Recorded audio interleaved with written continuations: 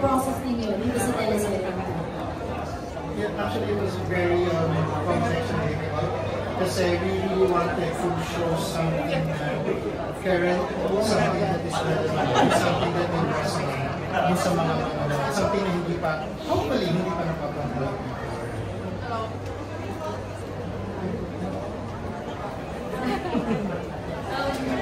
I guess yung challenge ko talaga is to show something different to the public and as well make it relevant to them. And of course, since madami din po mga characters na ilalaman, we have to make sure na maganda po and nababantayan po yung crafts nilang lahat to make sure na their journey is meaningful. Yes, we're so excited to see you. Once again, I feel like kakaiba talaga yung story ng Sins of the Father. Presenting to you guys again our head writer, Sia Palomares. We also have our creative manager, Tito Perez, and Jan Mendoza, our writers. Okay, go direct! Let's go direct! Direct? Direct! Puto lang po sa okay na! Yes, good afternoon, Direct! Back po tayo, pa-interview portion with Direct Bijoy, of course. Direct, congratulations on Sins of the Father. Ano po ang naging siguro biggest challenge ninyo as a director dito sa teleserye? One of the biggest challenges is because it's been a while. Kasi ngayon? A lot of people. Daniel. Ah? Oo nga eh. Sabi ko, padala na lang ako na rep. With a new flavor or a new side of this. Sabi ko sa Joseph. Yun nga, ginagawa before. So, aside from that, it's keeping up with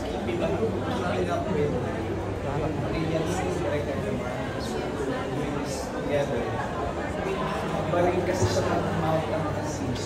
As a manager, I tried to keep up with his vision.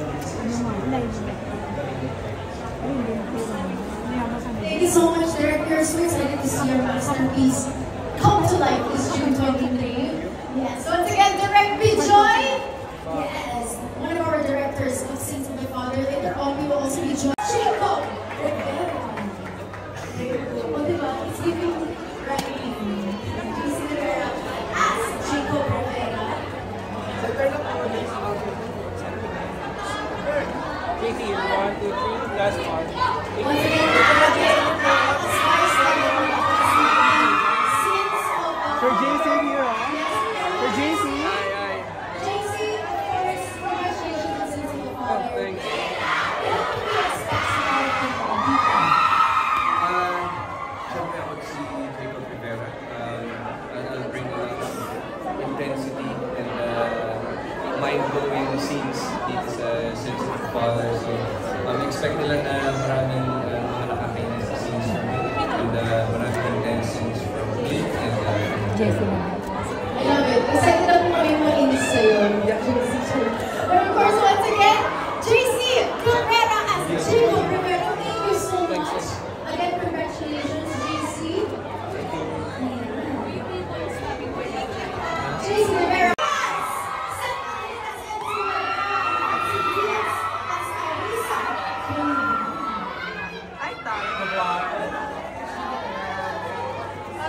Once again, presenting to you and Diaz and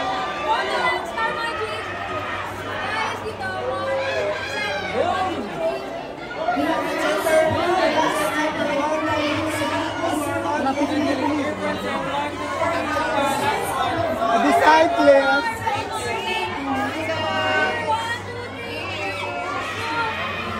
Hey pa! Dito po.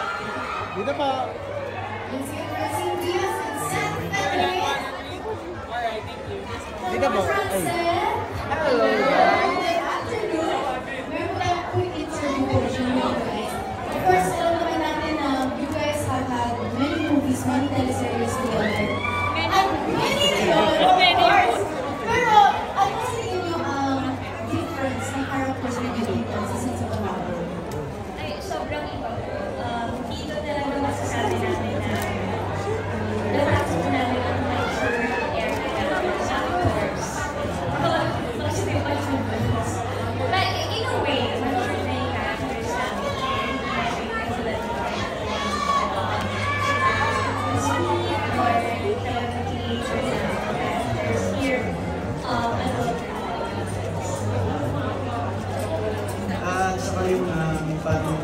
kami umarte iba po ang natutunan sa pinagawa natin yung practice ng yun yung pinagkaiba para sa tingin ko yung sa mga ginawa namin. Iba to dahil parang kumbaga umakbang kami ulit ng panibagong panibagong tactics, panibagong discarte para umakbang. Francel, the first right after My Future You, very sweet and cute. Ngayon naman, medyo intense sa Sins of the Father. Ano ang biggest challenge ninyo as a love team? Biggest challenge dito. Madami, ano namin masyadong sabihin kasi makapipasual ng mga stories. Pero challenging siya in general kung paano sabihin namin, paano pagkakaroon ng sila, paano pagpipin namin lahat yun. Characterization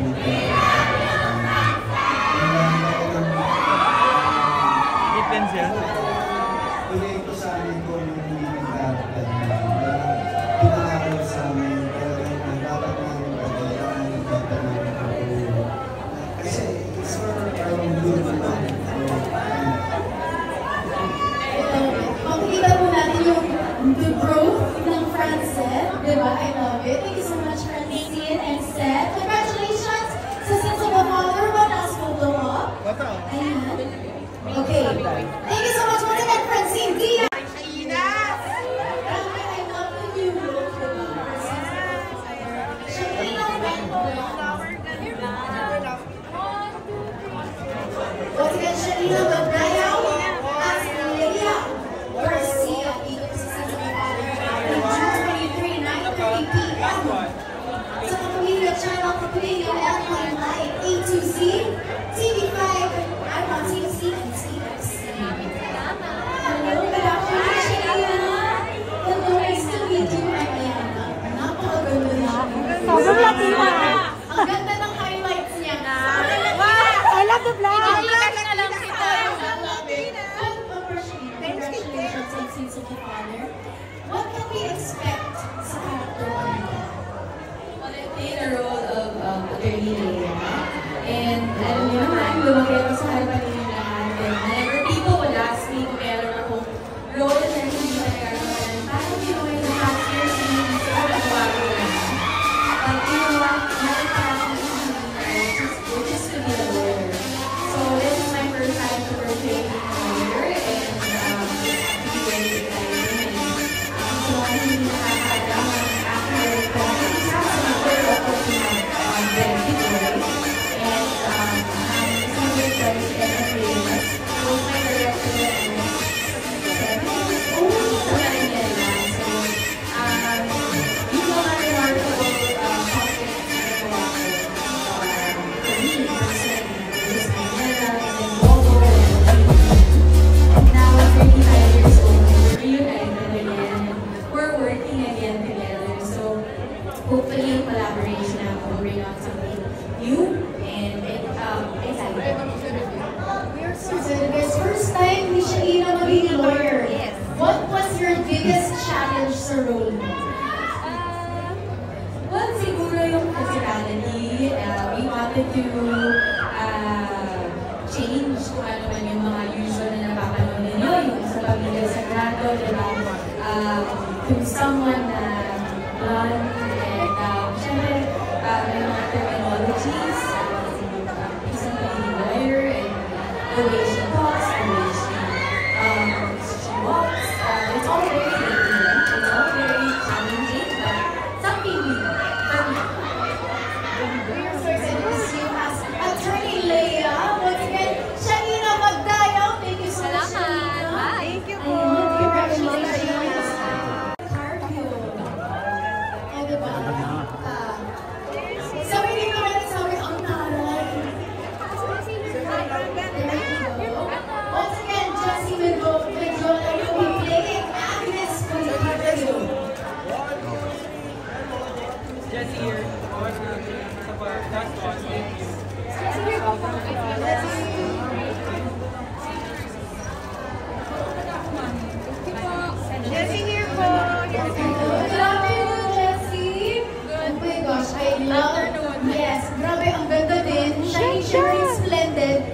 Jessie. Yes, grabe. Thank you po. With the fur, o diba? But of course, Jessie, first of all, welcome back sa screen. I know na syempre busy din si Jessie sa life niya with Peanuts. But of course, Jessie, congratulations, you're back. What can we expect from you dito sa Sins of the Father? Isang kakaibang Jessie Mendiola. Yes. Actually, ito na yung role na to. Sobrang kakaiba na ako because yung past projects ko yun.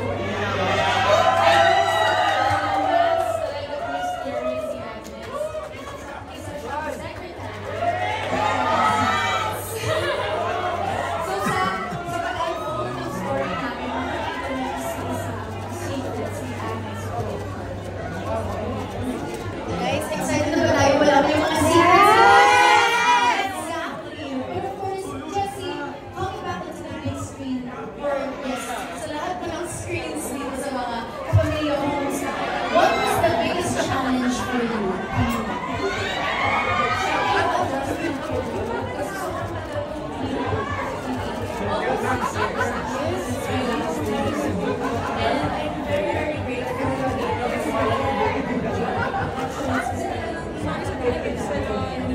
I'm just really happy to be able to show a different side. I really prepared for the role and I'm grateful for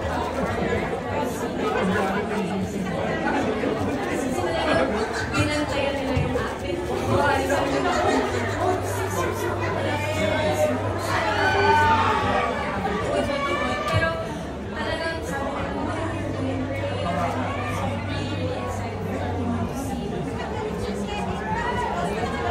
We're so excited to see you as well, Jessie. Once again, congratulations on Sins of the Father. Let's give it up for Jessie Mendiola! Papabalik ni Maria Mercedes. That's for Mario. Thank you so much, Jessie. Yes!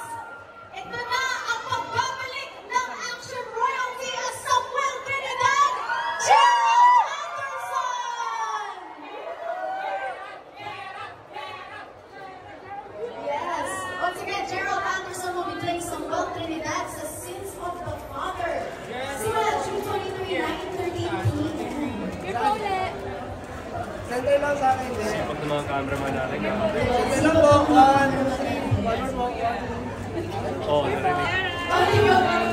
Hello, Gerald. Yes, good afternoon, Gerald.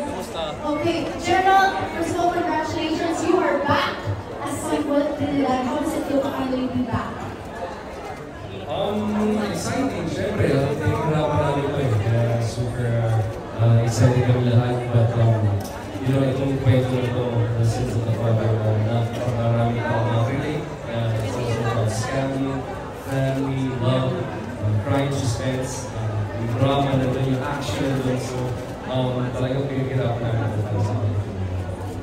Gerald, of course, sabi namin kanina, Samuel Trinidad, a different character for you also. What did we expect from Samuel? Nako, marami pong mga challenges. Napakaganda ng kwento ni Samuel. Pero hindi lang sa kanya, the whole cast. It's an ensemble cast, lahat ng kanya-kanyang kwento. And it's, kumbaga, ang goal namin is pag nanonood kayo, nasa dulo kayo yung upuan mo namin. And of course, lastly, Gerald, please invite all our team bahay also. Everyone dito sa Gateway to watch Sins of the Father. Ayun, lahat na tao dito sa Gateway. Yan, kayong lahat. Sana pumapanood niyo po sa June 23 sa lahat ng mga kapamilya natin online. Please support us on Monday, June 23, 9:30 p.m. ang first episode po namin ng Sins of the Father.